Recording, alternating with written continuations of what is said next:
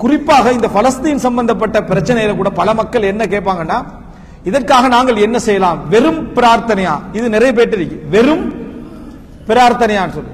அன்புள்ள சகோதரர்களே, என்றைக்குமே வெறும் பிரார்த்தனை அல்ல. பிரார்த்தனை தான் எப்பயும் பிரதானம். பிரார்த்தனை தான் எப்பயும் பிரதானம். அது வெறும் பிரார்த்தனை இல்லை. அதான் ஃபர்ஸ்ட், அதான் லாஸ்ட். பத்ர் யுத்தத்தில் அவ்வளவு பெரிய ரசூல் ஸல்லல்லாஹு அலைஹி வீரர்களோடு இருந்தும் விடியும் வரைக்கும் கேட்டது என்ன? துஆ தான். இவங்க என்ன நினைக்கிறாங்கடா, சந்திக்கிறதுக்கு 7 டைம்ல தான் துஆ, சந்திச்சா துஆ கேன்சல். அப்படி இல்ல. ரசூல் ஸல்லல்லாஹு அலைஹி வஸல்லம் விடியும் வரைக்கும் கேட்டது என்ன? அபூபக்கர்லாம் தட்டி போதும் அல்லாஹ்வின் தூதரே என்று சொல்லுகின்ற வரைக்கும் ரசூல் அங்க கேட்டது என்ன? துஆ தான். இப்ப நம்ம படிச்ச வசனத்துல என்ன தெரிஞ்சுக்கொண்டோம்?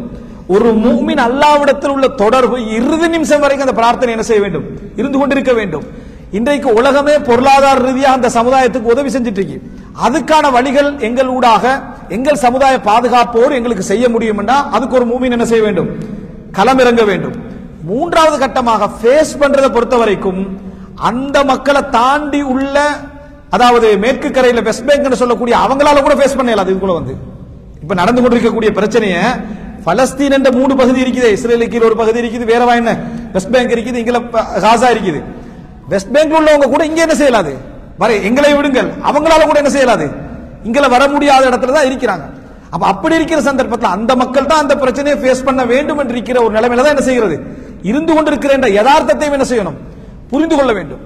இது என்ன செய்யறா சிலர் அவங்களுக்கு அதை ஒன்றும் செஞ்சுக்க இயலாது, அடுத்தவனுக்கு யோசிக்கிறது என்னது, இவரெல்லாம் போராடி இல்லையா, அவன் இங்க தான் இருந்துக்கிறான், இவரெல்லாம் பேத்து போராடி இருக்கணுமா இல்லையா, களம் இறங்கி இருக்கணுமா இல்லையா, நீ யாரு, நீ முஸ்லிம் தான், நீ போக வேண்டியதானே, சரியா? அதாவது பிரச்சனையை இன்னொருவருடைய தலையில போட்டு பொறுப்புல என்ன செய்யறது? நீங்கிறது. நீனும் வேதனைப்படு, நானும் வேதனைப்படுகிறேன். இது ஒரு முஸ்லிம் சமுதாயத்துடைய பிரச்சனை, இது ஒரு முஸ்லிம் சமுதாயத்துடைய கவலை, ஒரு முஸ்லிம் சமுதாயத்துடைய வேதனை.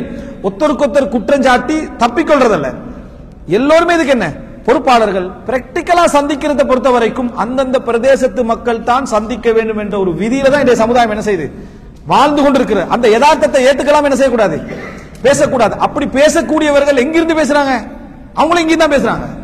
அவங்க அங்க போயிருந்து என்ன செய்யல, பேசல. எனவே இது மிக பிரதானமாக தெரிந்து கொள்ள வேண்டிய விஷயம்.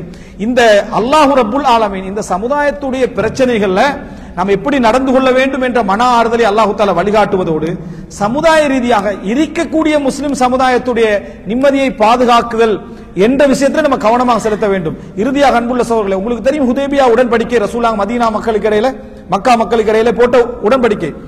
அதால சில முஸ்லிம்கள் பாதிக்கப்பட்டார்களா இல்லையா? பாதிக்கப்பட்டாங்க. அல்லாஹ் தஆலா அவர்களுக்கு ஒரு தீர்வை கொடுத்தான். அவர்களுக்கு ஒரு தீர்வு என்ன செஞ்ச, அபூ ஜந்தல் போன்ற நபித்தோழர்களுக்கு ஒரு தீர்வை அல்லாஹ் தஆலா என்ன செஞ்சான்? கொடுத்தான்னு சொல்லி அல்லாஹ் தஆலா சொல்லி காட்டுகிறான். எனவே ஒரு புரிந்துணர்வோடு இந்த சமுதாயம் அனைவரும் பலகீனப்பட்டிருக்கிறோம், அனைவரும் பலகீனப்பட்டிருக்கிறோம். சில மெதுவான நகர்வுகளை தாண்டி தான் இந்த சமுதாயம் என்ன செய்ய வேண்டியிருக்கிறது?